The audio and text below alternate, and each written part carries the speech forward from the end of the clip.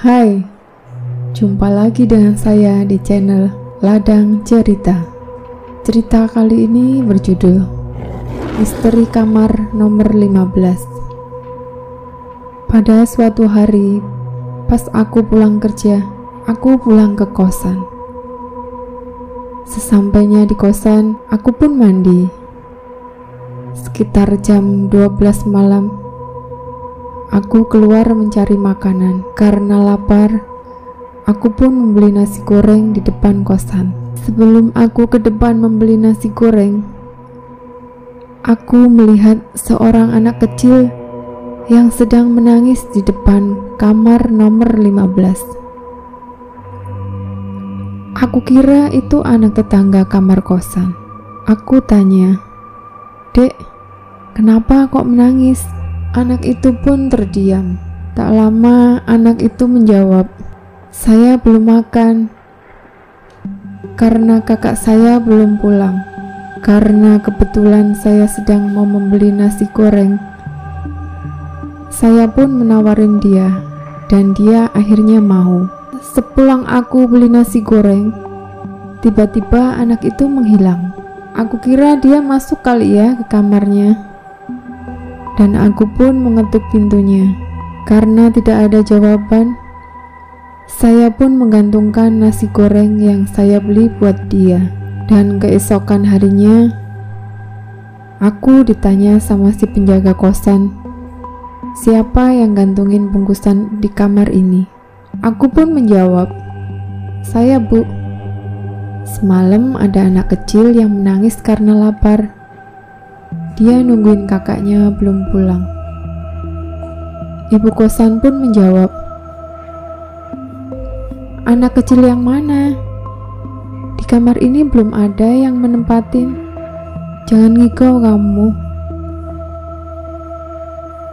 "Beneran, Bu, semalam aku melihat anak kecil nangis di depan kamar ini. Aku menawarin dia makanan. Pas aku selesai beli nasi goreng, dia udah nggak ada. Aku kira dia udah masuk dan aku ketuk pintunya, nggak ada jawaban. Karena aku kasihan sama dia, ya aku gantungin aja di depan pintu kamarnya." Setelah aku ngobrol sama penjaga kos, malamnya aku menjumpai temanku yang sudah lama tinggal di kosan tersebut. Aku pun bercerita kejadian yang aku alami kemarin malam. Dan dia pun bercerita bahwa dulu di kamar tersebut dihuni seorang wanita dan anaknya bernama Rehan. Usut punya usut, ternyata Indah itu hamil di luar nikah dan sang lelaki tidak mau bertanggung jawab. Lelaki itu meninggalkan Indah sampai Indah melahirkan, dan Indah pun membesarkan anaknya sendirian tanpa suami. Dan tibalah suatu saat, Indah sedang pergi membeli makanan untuk Rehan. Sewaktu Indah sedang membeli makanan untuk Rehan, Indah dibuntuti oleh Iwan. Iwan adalah lelaki yang menyukai Indah. Namun Indah tidak suka sama lelaki tersebut. Karena sakit hati cintanya ditolak Indah, lelaki itu mempunyai rencana jahat untuk memperkosa Indah. Dan dia pun menemukan celah waktu Indah sedang membeli makanan untuk anaknya. Sesampainya Indah mau masuk kamar, Iwan pun datang dan membuat Indah tak sadarkan diri. Dan Indah pun diperkosa dan dibunuh.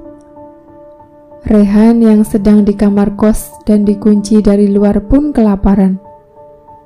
Sampai meninggal tidak ada seorang pun yang tahu kalau di dalam kamar tersebut ada seorang anak.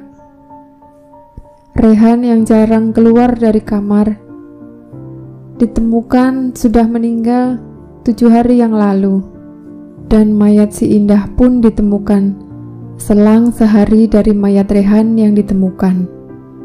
Arwah Rehan bergentayangan di kamar itu, yang menangis menunggu ibunya pulang.